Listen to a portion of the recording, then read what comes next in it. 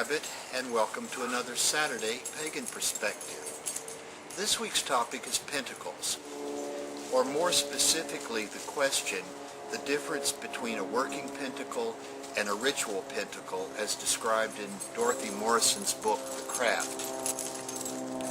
I don't own any Dorothy Morrison books and had never read The Craft, and like the rest of us here at Pagan Perspective, had never heard of a working as opposed to a ritual pentagram. Of course, a pentagram is a 5-point star within a circle, and it can be inscribed or painted on an object, or it can be traced in the air like a sigil.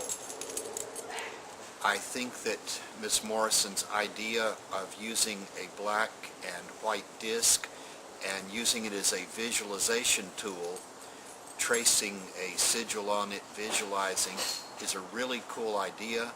I really wish that she had been a little more specific and perhaps said that this was her own creation and not left the impression that it was a general pagan or Wiccan practice, which as far as I know it isn't.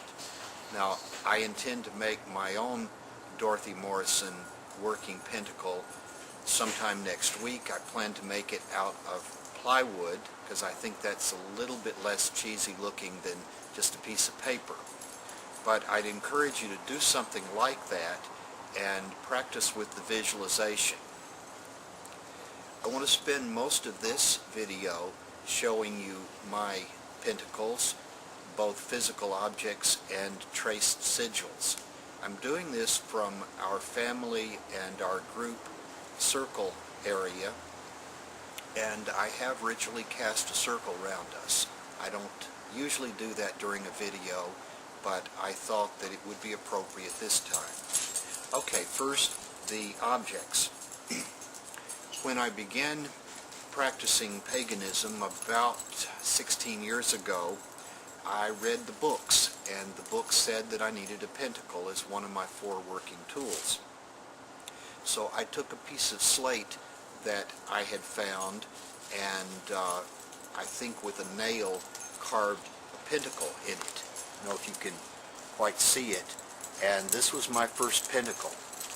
Sometime after that, I was at a pagan shop and bought a small wooden pentacle. It was basically a little disc about this big, sort of like a drink coaster, and it had a pentacle painted on one side in gold paint, and I used that for several years, basically as something to put on the altar at the north side, because that's what the books seemed to suggest I needed to do, so that's what I did.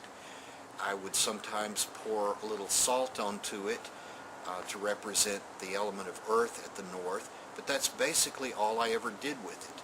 I learned to use the other tools, the wand, the chalice, and somewhat later the athame, but I really didn't do much with the pentacle. Since then, I have learned that the pentacle is the tool that you place an object on when you're going to charge it or bless it. And I have been using for the last several years pentacles for that purpose. This is one of the pentacles that Feather bought. It's a really pretty silver pentacle. I don't know if you can see the design in it. We use this on our inside altar to hold salt and to hold other items. Sometimes in our group rituals, we use this somewhat larger wooden pentacle. Okay. I think it's actually intended to hold a small taper, but we just use it as a pentacle. During the Sabbaths, we generally wind up the ritual with cakes and ale, and the bread is served on a small plate. I think that Annie gave us the history of the word paten, which basically means a plate that you serve communion on. This is one of our plates. This is kind of the dancing rabbit paten that we serve cakes on, serve the bread on. One of the suggestions that I'd made in my book, especially for closet witches that can't have something like this sitting around the house, is to take a black or dark colored saucer and pour salt on it, and then with your finger trace a pentagram and circle in the salt. And that way when you're finished with the ritual, you can just bump it and the pentagram disappears, or you can dump it out into the trash can and it's gone. It's just a saucer again. I really liked one of Mirth and Reverence, one of Annie's videos, where she showed a slightly different way to do it.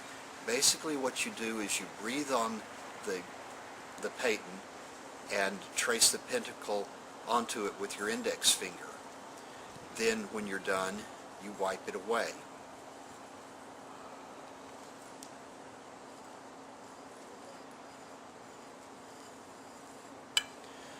And then when I would be done, I would wipe the pentacle away. Those are the actual physical pentacles that I have. I wear a pentagram necklace under my shirt. This is the symbol of my spiritual path, and that I wear it under my shirt most of the time is not only that I'm not out of the closet at work, which I'm not, but it also, to me, symbolizes the covering up of my path around some people. Now, as far as tracing pentagrams in the air, using a pentagram as a sigil, I do that in casting the circle and in uncasting, in taking the circle down at the end of ritual. I also use it occasionally during cakes and ale to take my athame and to trace a pentagram over the bread.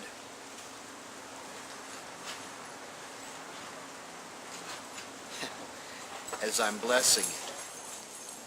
Annie Mirth and Reverence has several good videos up on her channel about the various kinds of pentacles. There are pentacles for each of the four elements, both invoking and banishing pentacles. And I'm just beginning to learn to do that. When I first read it in the books, it was really complex and confusing. And so ordinarily, I just use an earth pentacle, because earth is where I start casting the circle, and because I'm a Virgo, an earth sign. So, till next time, this is Dancing Rabbit, wishing you peace and hyperactive Basenji blessings.